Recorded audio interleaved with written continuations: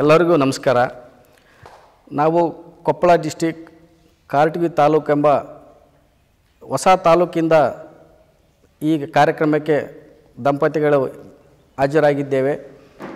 ನಾನು ನಮ್ಮ ಈ ಜಯಪ್ರಕಾಶ್ ಸರ್ ಗ್ರೂಪಲ್ಲಿ ನಮ್ಮ ಮನೆಯವರು ಸೇರಿಕೊಂಡಾಗ ನನಗೆ ಯಾವುದೋ ಒಂದಕ್ಕೆ ಮಾಡ್ಲಕತ್ತಾರಲ್ಲ ಇವರು, ಏನದು ಸುಮ್ಮನೆ ಟೈಮ್ ಪಾಸ್ ಮಾಡಕತ್ತಾರ, ಟೈಮ್ ವೇಸ್ಟ್ ಮಾಡ್ತಾ ಇದ್ದಾರೆ, ಯಾಕೆ ಇದು ಮನ್ಯಾಗ ಟೈಮ್ ಕೊಡ್ತಾ ಇಲ್ಲ ಅಂತ ಸ್ಟಾರ್ಟಿಂಗ್ ಪ್ರಥಮ ಬಾರಿಗೆ ನನಗೆ ಆ ಟೈಪ್ ಅನಿಸಿತು.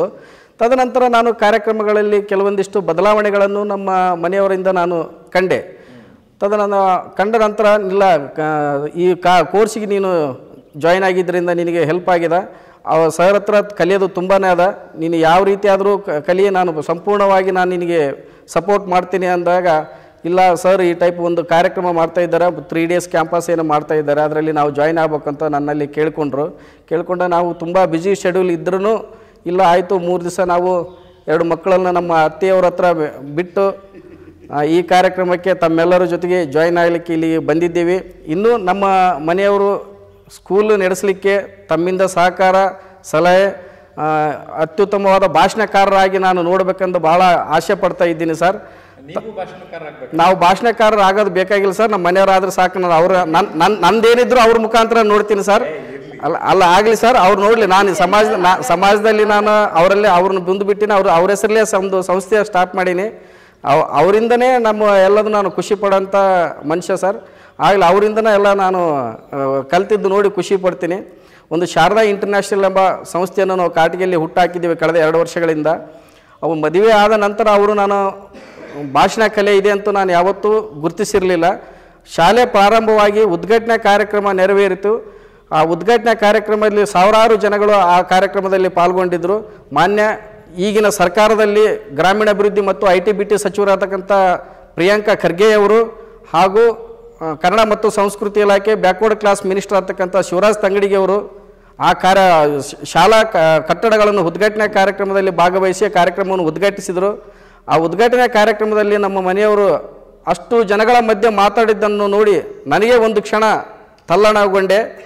ಇವರ ಹತ್ರ ಈ ಭಾಷಣ ಕಲೆ ಇದೆ ಅಲ್ಲ, ನಾನು ಇವ್ರಿಗೆ ಏನಾದರೂ ಸಪೋರ್ಟ್ ಮಾಡಬೇಕು, ಮಾತಾಡಲಿ, ಈ ಶಾಲೆ ಮಾಡಿದ್ದು ನನಗೆ ಸಾರ್ಥಕ ಆಯಿತು, ಶಾಲೆ ಇವಳು ಮುಂದುವರ್ಸ್ಕೊಂಡು ಹೋಗ್ತಾಳೆಂಬ ಕಾನ್ಫಿಡೆನ್ಸ್ ಅವತ್ತು ನನಗೆ ಮೂಡಿತು. ಅಲ್ಲಿವರೆಗೂ ನನಗೆ ಏನು ಮಾತಾಡ್ತಾರಿಲ್ಲ, ಇವರು ಹ್ಯಾಂಡಲ್ ಮಾಡೋದು ಗೊತ್ತಾಯ್ತು ಇಲ್ಲೋ, ಏನಾಗ್ತದೆ, MA B.Ed ಮಾಡಿದ ತಕ್ಷಣ ಶಾಲೆ ನಡೆಸೋಕ್ಕಾಗ್ತದೆ, ನಾನು MSW ಮಾಡಿದ ತಕ್ಷಣ ನನಗೆ ಮಾತಾಡಲಿಕ್ಕೆ ಬರೋದಿಲ್ಲ, ಇವತ್ತಿನವರಿಗೆ ಮೈಕ್ ಹಿಡಿದು ಇವರು ಏನು MA B.Ed ಮಾಡಿದ ತಕ್ಷಣ ಮಾತಾಡೋದು ಶಾಲೆ ನಡೆಸೋದು ಅಷ್ಟು ಈಜಿನ ಅಂತ ನಾನು ಬಲವಾಗಿ ನಂಬಿಕೆ ಏನು ಇರಲಿಲ್ಲ ಇವ್ರ ಮೇಲೆ ನನಗೆ. ತದನಂತರ ಆ ಕಾರ್ಯಕ್ರಮ ನೋಡಿದಾಗೆಲ್ಲ ನಂಬಿಕೆ ಹುಟ್ಟಕ್ಕೆ ಸ್ಟಾರ್ಟ್ ಆಯಿತು. ಆ ನಂಬಿಕೆನೇ ಇನ್ನೂ ಬಲವಾಗಿ ಹುಟ್ಟುವಂಗೆ ಅವಳು ನಡ್ಕೊಂಡ್ಳು, ಪೇರೆಂಟ್ಸ್ನೆಲ್ಲ ಹ್ಯಾಂಡಲ್ ಮಾಡಿದ್ರು. ತದನಂತರ ತಾವು ಗುರುಗಳು ಅವರಿಗೆ ಸಿಕ್ಕಿರಿ. ಸೆಕೆಂಡ್ ಎನ್ಯುವಲ್ ಡೇ ಕಾರ್ಯಕ್ರಮ ಮೊನ್ನೆ ನಾವು ಎಷ್ಟನೇ ತಾರೀಕು, ಫೆಬ್ರವರಿ 25ಕ್ಕೆ ನಮ್ಮ ಶಾಲೆ 2ನೇ ವಾರ್ಷಿಕೋತ್ಸವ ನಾವು ಆಚರಣೆ ಮಾಡಿಕೊಂಡ್ವಿ. ಶಾಲಾ ವಾರ್ಷಿಕೋತ್ಸವದಲ್ಲಿ ಕನ್ನಡ ಚಲನಚಿತ್ರದ ಹಾಸ್ಯ ನಟರತಕ್ಕಂಥ ಸನ್ಮಾನ್ಯ ಶ್ರೀ ದೊಡ್ಡಣ್ಣ ಸಾಹೇಬರು ಆ ಕಾರ್ಯಕ್ರಮಕ್ಕೆ ಆಗಮಿಸಿದರು. ಜೊತೆಗೆ ಸಚಿವರಾಗತಕ್ಕಂಥ ಶಿವರಾಜ್ ತಂಗಡಿಗೆ, ಲೋಕಲ್ ಲೀಡರ್ಸ್ಗಳೆಲ್ಲ ಆ ಕಾರ್ಯಕ್ರಮದಲ್ಲಿ ಭಾಗವಹಿಸಿದರು. ಹಲವಾರು ಮಠಾಧೀಶರು ಭಾಗವಹಿಸಿದರು. 4,000 ರಿಂದ 5,000 ಜನಸಂಖ್ಯೆ ಇರ್ತಕ್ಕಂಥ ಆ ಕಾರ್ಯಕ್ರಮದಲ್ಲಿ ಅತ್ಯುತ್ತಮವಾಗಿ ಬದಲಾವಣೆ ಕಂಡು ಮಾತನಾಡಿರ್ತಕ್ಕಂಥ ಶೈಲಿಯೂ ನಾನು ಕಂಡೆ. ಇನ್ನೂ ತಮ್ಮಿಂದ ಬದಲಾವಣೆ ಕಾಣಬೇಕು, ಇನ್ನೂ ಅತ್ಯುತ್ತಮ ಭಾಷಣಕಾರ ಆಗಬೇಕಂತ ಈ ಕಾರ್ಯಕ್ರಮಕ್ಕೆ ಕರೆದುಕೊಂಡು ಬಂದಿದ್ದೇನೆ ಸರ್. ಏನಂತಾರೆ ಮೇಡಮ್, ಹಸ್ಬೆಂಡ್ ಫೀಲಿಂಗ್ ನಿಮ್ಗೆ ಹೇಗೆ ಅನ್ನಿಸ್ತಾ? ಅವರು ನನಗೆ ಆ್ಯಕ್ಚುಲಿ ಸರ್ ಫಸ್ಟಿಗೆ ನನಗೆ ಹೌಸ್ ವೈಫ್ ಆಗಿದ್ದೆ. ಆ್ಯಕ್ಚುಲಿ ನಂದು ಗೌರ್ಮೆಂಟ್ ಜಾಬ್ ಇತ್ತು, ಹೈಸ್ಕೂಲ್ ಟೀಚರ್ ಇದ್ದೆ ನಾನು. ಸೊ ಮ್ಯಾರೇಜ್ ಆದಮೇಲೆ ನನಗೆ ಮನಿ ಮೇಂಟೆನೆನ್ಸ್ ಆಗಿಲ್ಲ ಅಂತ ಅವರು ಹೊರಗಡೆ ಹೋಗೋದು ಬೇಡ ಅಂತ ಜಾಬ್ ಬಿಡಿಸಿದ್ರು ನನಗೆ. ಸೊ ಆಮೇಲೆ 8 ವರ್ಷ ಆದಮೇಲೆ ನನಗೆ ಎಲ್ಲೋ ನಾನು ಎಜುಕೇಟೆಡ್ ಆಗಿ, ಅಂದರೆ ಇಷ್ಟು ವರ್ಷ ನಾನು ಒಂದು ಶಿಕ್ಷಣ ಪಡೆದು ಮನೆಯಲ್ಲಿ ಕೊಡೋ ಅವಶ್ಯಕತೆ ಇಲ್ಲ ನನಗೆ ಅಂತ ಎಲ್ಲೋ ಒಂದು ಕಡೆ ಫೀಲ್ ಆಗ್ತಾ ಇದ್ದೆ ನಾನು. ಸೊ ಅವರು ಯಾವಾಗ ನಾನು ಫೀಲ್ ಆಗಿರೋದು ನೋಡಿ, ಏನು ಕಾರಣ, ನೀನು ಯಾವಾಗಲೂ ಡಲ್ ಆಗಿರ್ತೀಯಾ ಅಂತ ನನಗೆ ಕೇಳಿದಾಗ, ಇಲ್ಲ ನನಗೆ ಮನೇಲಿ ಕೊಡೋಕ್ಕಾಗ್ತಾಯಿಲ್ಲ, ನಾನೊಂದು ಶಾಲೆಗೆ ನಾನು ಯಾವುದಾದ್ರು ಪ್ರೈವೇಟ್ ಸ್ಕೂಲಿಗೆ ಹೋಗ್ತೀನಿ, ಗೌರ್ಮೆಂಟ್ ಜಾಬ್ ಬಿಟ್ಟು ನೀನು ಪ್ರೈವೇಟ್ ಸ್ಕೂಲ್ಗೆ ಆಗತ್ತೆ ಏನಿದೆ ನಿನಗೆ ಅಂತ ಅವ್ರು ನನಗೆ ಕೇಳ್ತಾ ಇದ್ರು. ನನಗೆ ಲಾಸ್ಟ್ ಎಲ್ಲಿವರೆಗೂ ನಾನಿಲ್ಲ ಮನೆಗಿರೋಕ್ಕಲ್ಲ, ಒಟ್ಟು ನನಗೆ ಏನಾದರೂ ಒಂದು ಮಾಡಲೇಬೇಕಂದಾಗ ನಾನು ಎಲ್ಲಿವರೆಗೂ ಹೋದೆ ಅಂದರೆ ನಾನು ಬಟ್ಟೆ ಮಾರ್ತೀನಿ, ಬಟ್ಟೆ ತಂದು ಕೊಡ್ರಿ ಅಂದೆ ನಾನು.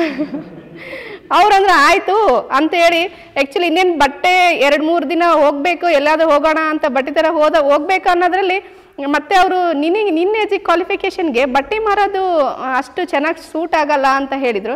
ಮತ್ತು ನನಗಂತೂ ಎಜುಕೇಷನ್ ಫೀಲ್ಡಲ್ಲೇ ತುಂಬ ಇಂಟ್ರೆಸ್ಟ್ ಇದೆ. ಸೊ ಆ್ಯಕ್ಚುಲಿ ನಾನು ಫಸ್ಟಿಂದನೂ ಎಜುಕೇಷನ್ ಅಂದರೆ ಭಾಳ ಇಷ್ಟಪಟ್ಟವಳು. ಸೊ ಹಾಗಾಗಿ ನಾನು ಬೇರೆ ಕಡೆ ಬೇರೆ ಮನೆಯಲ್ಲಿದ್ದು ಕೂಡ ಓದಿ ಬಂದವಳು. ನಾನು ತುಂಬ ಕಷ್ಟಪಟ್ಟಿದ್ದೀನಿ. ಸೊ ಅವಾಗ ಅದು ಗೊತ್ತು ಅವರಿಗೆ ಸರ್ಗೆ.